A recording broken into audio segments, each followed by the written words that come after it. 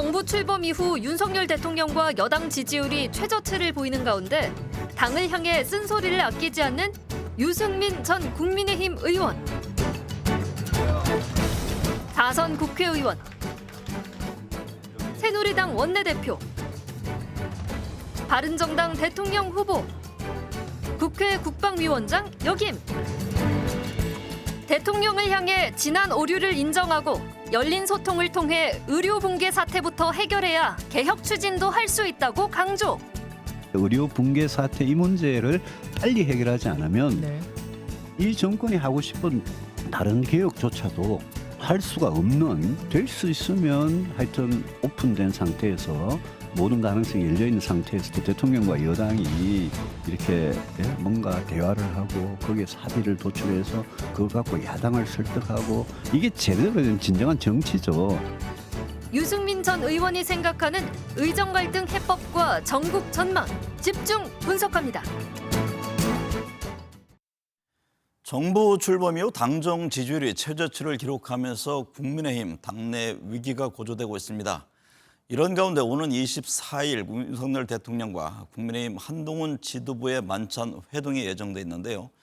유승민 전 국민의힘 의원과 얘기를 나눠보겠습니다. 유 전 의원님 안녕하십니까? 예, 안녕하십니까? 네, 정부 출범 이후 윤 대통령과 당 지지율 모두 최저치를 보여주고 있습니다. 네. 최근 사회 관계망 서비스 SNS에 지지율과 관련해 이대로 가면 망한다는 민심의 무서운 경고다라고 지적한 바가 있습니다. 현재 상황을 그만큼 심각하게 보고 있는 겁니까? 예, 저는 심각하게 봅니다. 아니 뭐라 그럴까요? 뭐 한 걸음 더 나가면 이제 낭떠러지 같은 그런 느낌이 굉장히 강하게 오고요. 저는 굉장히 심각하게 보는데, 과연 윤석열 대통령이나 우리 당에서 네.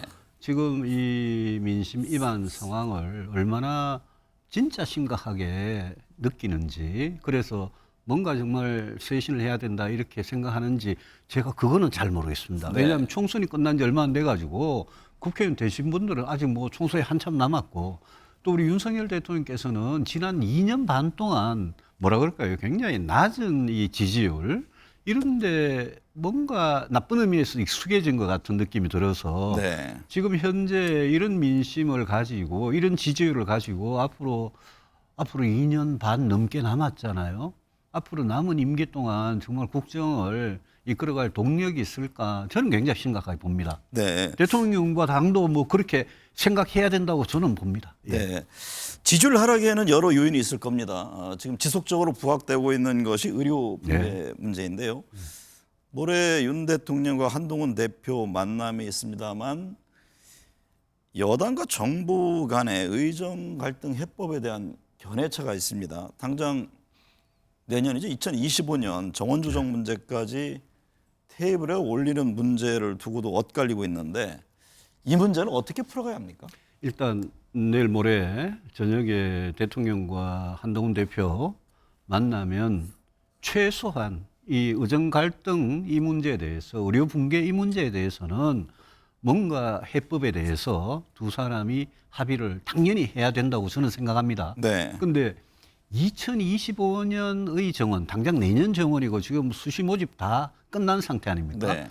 내년에 의과대학 정원을 4,610명의 신입생을 선발하겠다고 이미 정부가 약속을 한 상태에서 이제 정부는 그거는 못 건드린다 그러고, 뭐 한 대표나 또 전공의들은 그것까지도 원점에서 논의하자 이러고 있지 않습니까?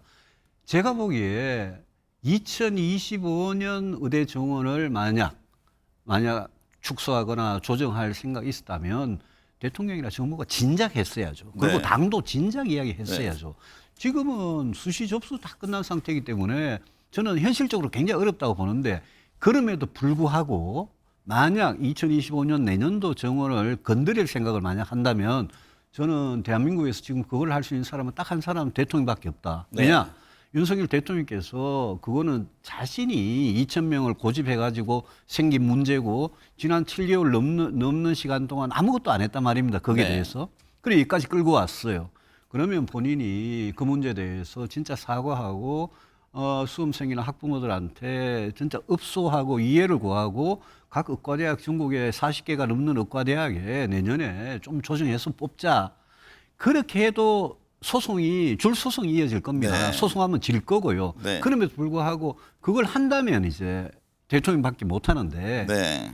2025년은 현실적으로 너무 뒤늦은 감이 있고 벌써 활이 시위를 떠난 감이 있는데 2026년 문제는 그거는 당연히 원점에서 논의할 수 있는 문제고 네. 오늘 그 복지부 장관도 뭐 원점에서 의료계가 뭐 합리적인 안을 내면 이런 전제를 붙여가면서 하는데 저는 2026년 문제만큼은 아주 전제 조건 없이 네. 백지에서 그러면 논의하자. 그러니까 전공의들 어디 대학병원 교수님들 다 이 협상 테이블에 대화 테이블에 좀 제발 오시라. 이래가지고 뭔가 대화가 시작됐으면 좋겠고 의료 문제는요. 네.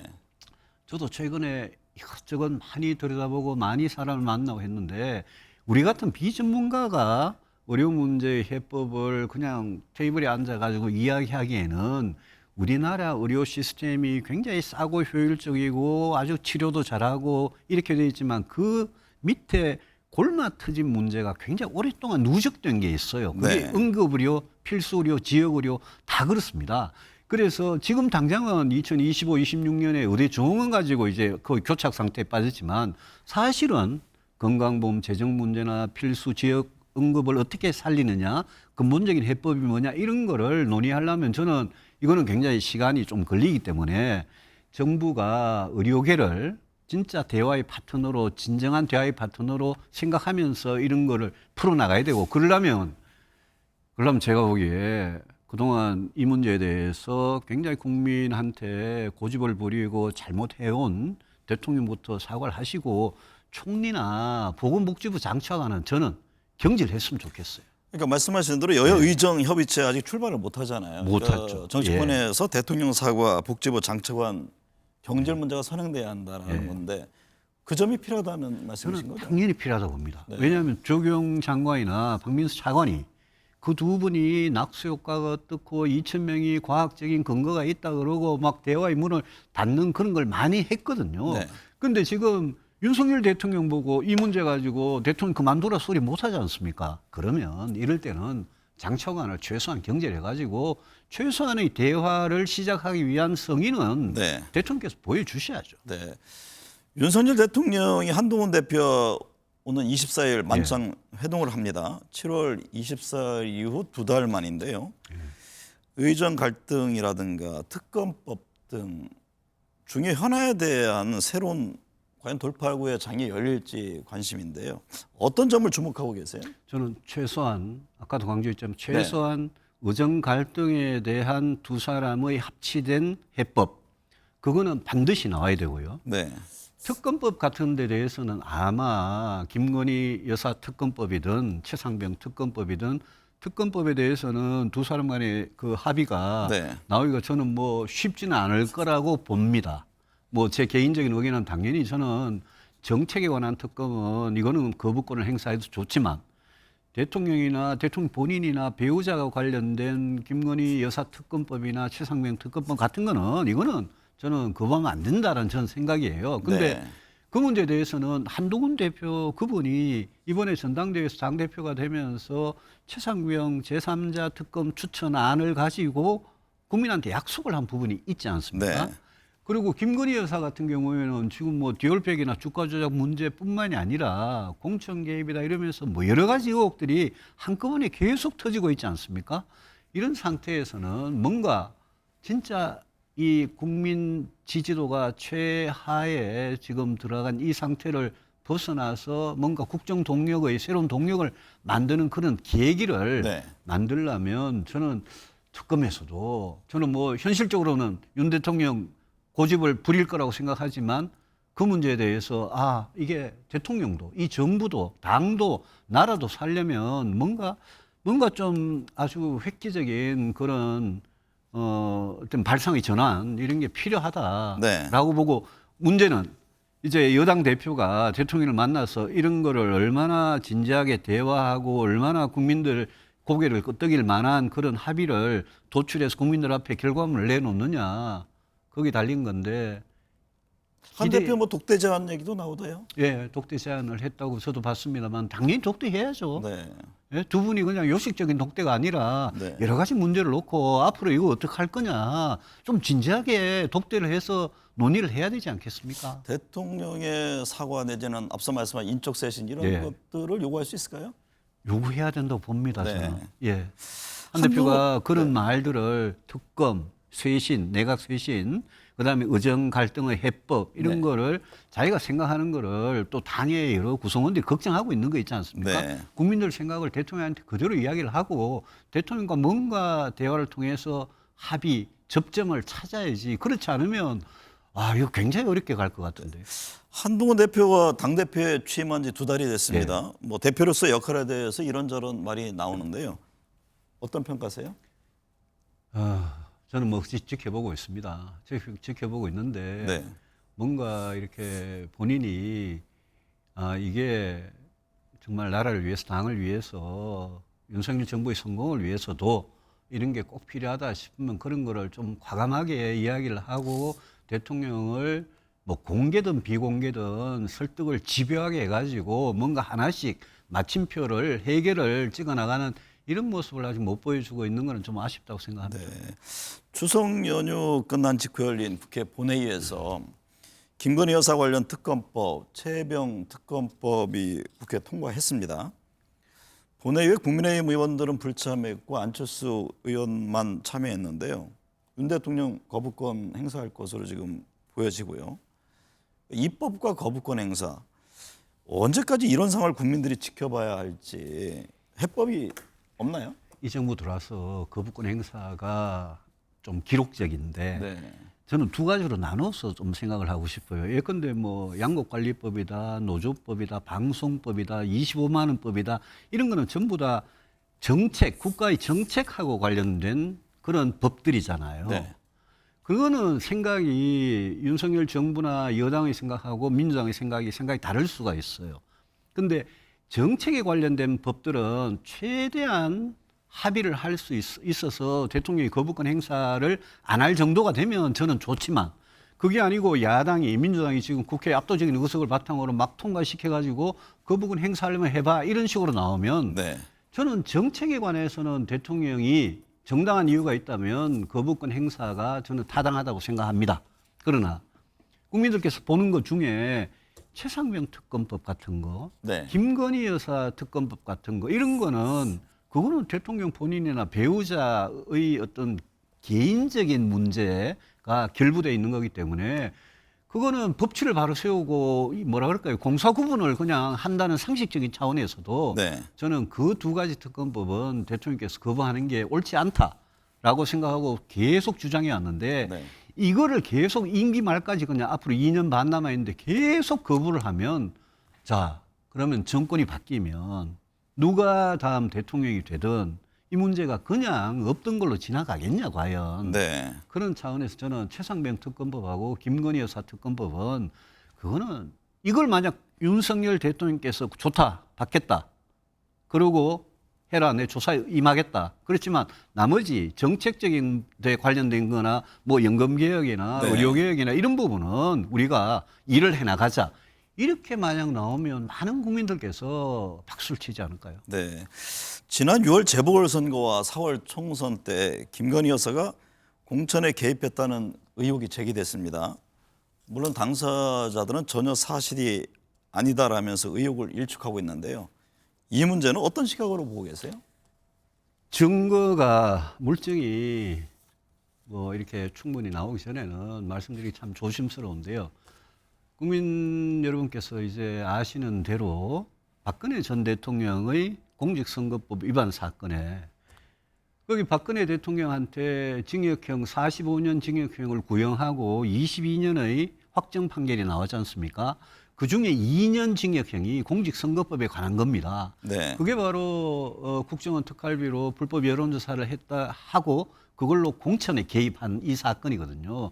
그래서 불법적인 또 아주 특권을 남용하는 그런 어떤 공천 개입에 관한 문제는 저는 만약 어느 정도 국민적 의혹이 제기되고 물증이 조금씩 나오기 시작하면 그러면 저는 당연히 이거는 검찰이나 공수처가 수사해야 될 사안인데 네. 그걸 수사를 만약 안 하면 그러면 또 그게 김건희 여사 특검법에 포함이 되겠죠. 네. 저는 이 문제는 저도 여기저기에서 많은 이야기를 들었습니다만은 그게 2022년 3월에 대통령 선거가 되고 당선이 되고 그 직후에 지방선거 있었고 국회의원 재보궐선거가 있었고 또 올해 초에 올해 봄에 또 총선이 있지 않습니까? 네. 거기에 만약 선출되지 않은 권력인 대통령 배우자가 공천에 개입하고 공천이라는 게 사실 어떻게 보면 이 정치 민주당이든 우리 국민의힘이든 정당 안에 공천이라는 거의 대부분이거든요. 네. 그러니까 엄청난 정치 개입이에요, 이게. 만약 대통령 배우자가 그런 데 개입했다면 저는 그거는 원칙대로 그거는 네. 수사를 엄정하게 해야 된다. 네. 그런 생각입니다. 여야 정치권의 금융 투자 소득세 등 세제 정책을 둘러싼 논란이 한창입니다. 한동훈 대표는 폐지를, 민주당은 유예 쪽에 방점을 두는 것으로 보이는데 폐지 반대 입장을 냈습니다. 예. 어떤 이유에서죠? 이거 저 증권 투자, 주식 투자하시는 분한테 제가 욕을 먹을 수도 있는 일인데 우리가 이 문제는 진짜 크게 깊이 토론을 해봐야 될 문제입니다. 우리 앵커님이나 저도 옛날에 그렇고 우리 뭐 이렇게 일을 해가지고 받는 근로소득 있지 않습니까? 네. 근로소득은 한 8천만 원, 8,500만 원 정도면 세금이 한 1,500만 원 떼요. 그리고 8단계나 돼가지고 세율이 굉장히 48%까지 높아요. 네. 근데 금융 투자로부터 발생하는 소득, 주식이나 채권이나 펀드나 이런 거 사가지고 발생하는 소득에 대해서는 그동안 안 했죠. 그거에 대해서만 매겼죠. 근데 지난 국회에서 여야 합의로 금융 투자 소득, 이런 금융 소득에 대해서도 이 과세의 형평성, 주세의 정의, 형평 차원에서 세금을 매기자라고 다 합의를 한 겁니다. 네. 외국도 미국, 독일, 일본 다 하고 있는 제도입니다. 그래서 윤석열 대통령께서 금투세를 폐지하는 게 마치 글로벌 스탠다드다 이러는데 전혀 사실이 아니고요. 네. 우리가 지금 공매도도 굉장히 오랫동안 금지하고 있잖아요. 그래서 이런 부분은 우리 투자자들께서도 와, 우리나라 기업들 주식이 왜 우리나라 국장이라고 그러죠. 국내 증시에서 왜 자꾸 우리 투자자들이 올바른 정당한 그런 수익을 못 얻느냐. 그거는 기본적으로 우리 코리아 디스카운트다, 우리 밸류가, 기업들이 밸류가 낮아서 그런 거지. 네. 거기에 지금 금융투자에 대한 세금이 20%가 매겨지고 안 매겨지고 그것 때문에 그런 건 아닌데 지금 이제 심리적으로 개미 투자자들을 위시해서 저항이 너무 큰 거예요. 네. 그래서 저는 이걸 이재명 대표든 한동훈 대표든 윤석열 대통령이든 이번 금투세 문제 가지고 폐지가 마치 잘하는 것 같이 그래 이야기하는 거는 이거는 저는 지독한 파퓰리즘이라고 생각하고 그래 하지 말고. 지나치게 정쟁화됐다고 보시는 겁니까? 예, 저는 폐지보다는 차라리 그러면 2, 3년 또 유예를 해봐라. 네. 그렇지만 이 세금을 그냥 폐지하는 게 글로벌 스탠다드에 맞고 굉장히 그게 우리 무슨 정시의 굉장히 어떤 이 뭐라 그럴까요? 국제화라 그럴까? 이런 데 맞는 것 같이 이야기하는 건 전혀 이거는 사실이 아니다. 네. 외국인이든 국내인이든 우리나라 기업들이 충분히 투자할 가치가 있는 그런 밸류가 있다고 생각하면 그러면 20% 세금을 매겨도 저는 투자하게 돼 있다고 보거든요. 네. 그래서 이게 타이밍이 안 좋으면 그러면 당장 내년 1월로 다가왔잖아요.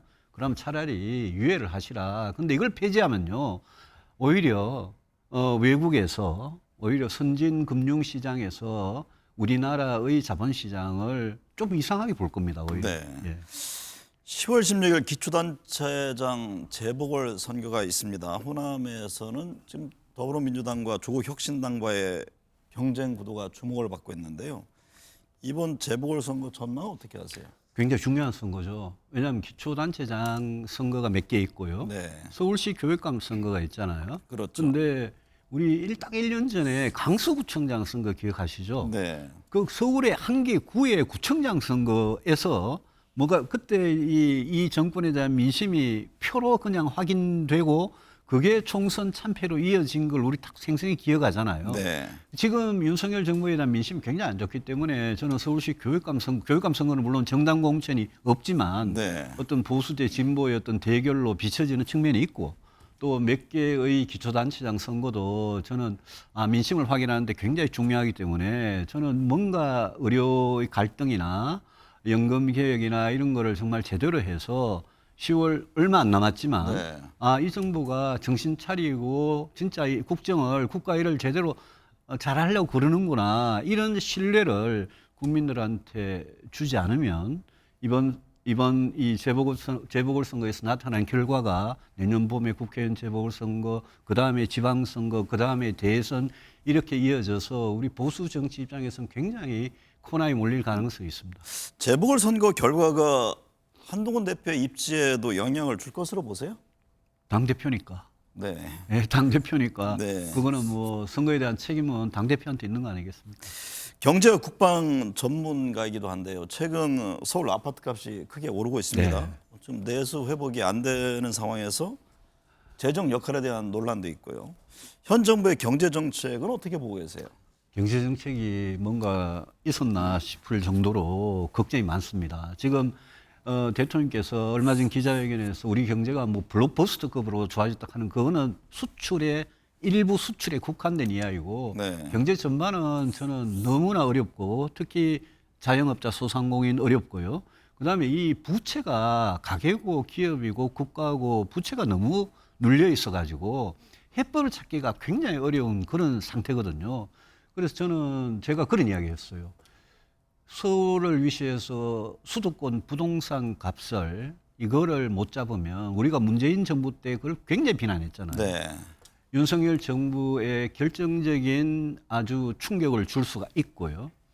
그다음에 지금 부동산 값하고 가계부채 때문에 한국은행이 금리를 제대로 못 내리고 그 정치권에서 자꾸 금리 내리라고 압박을 하는데 재정에 대해서 건전재정을 강조하는 것도 좋은데 네. 재정은 이럴 때 재정의 역할에 대해서 조금 더 적극적으로 생각했으면 어떠냐. 예컨대 민주당이 내놓은 전국민 25만 원 법 같은 거를 그냥 단칼에 이렇게 탁 물리치기보다 전 국민은 우리는 안 된다. 뭐 선별적으로도 하자라는 예컨대 소득 하위 50% 정도로 이거를 소비를 진작시키기 위해서 하는 거는 그거는 문재인 정부 때 전 국민 재난지원금을 드렸잖아요. 근데 그 전 국민 말고 선별적으로 하는 거는 약간 열린 자세로 보는 거 어떠냐 이런 네. 생각이 들어요. 그 재정에 대해서 긴축 재정을 해야 한다, 건전 재정을 해야 된다. 여기에 너무 막 도그마 같이 얽매인 거 거기서는 조금 탈피할 필요가 있다고 봅니다. 외교안보를 둘러싼 지형 역시 만만치 않은데요. 지금 북한의 도발이 이어지고 있고 11월에 미국 대선도 있지 않습니까? 어떤 대응이 필요할까요? 미국 대선에서 해리스가 될지 트럼프가 될지 가능성 50대 50이라고 생각하고 저는 대비한다고 보고요. 네. 최근에 체코 가셔가지고 우리는 자체 핵무장 없이도 북한의 핵에 대해서 충분히 대비할 수 있다고 말씀을 하시던데 영어로 암체어 워리어라는 말이 있습니다. 우리 방구석 여포 비슷한 건데요. 이 안보에 대해서 저는 만약 트럼프가 이기게 되면 이거는 굉장한 변화가 올 거라고 보고 네. 트럼프가 이기는 순간 바이든 대통령하고 윤 대통령이 맺었던 워싱턴 선언이나 여러 가지 핵 억제에 관한 약속들은 그냥 하루아침에 휴지 조각이 될 가능성도 있기 때문에 지금은 우리 정부가 입장을 굉장히 신중히 가지면서 네. 어느 누가 해도 할 수 있는 플랜 A와 플랜 B를 동시에 가져가야 되고 이거는 뭐 지금 국방부에서 즉 강하게 즉강 끝이라고 막 그러는데 말만 그렇게 할 게 아니라 우리 지금 오물풍선 하나 아무 대비도 못 하고 있지 않습니까? 네. 그 외교안보 차원에서도 지금 뭐 먹고 사는 문제가 워낙 우리 국민들은 힘듭니다만은 외교안보 차원에서도 걱정하려면 걱정이 정말 한두 개가 아닙니다. 네. 의료 대란은 이어지고 아파트 가격은 오르고 내수 경기는 어렵고 북한의 도발은 지속되고 있습니다. 차가워진 민심을 어떻게 데워야 할지 정부 여당이 풀어가야 합니다. 오늘 함께해 주셔서 감사합니다. 예, 감사합니다.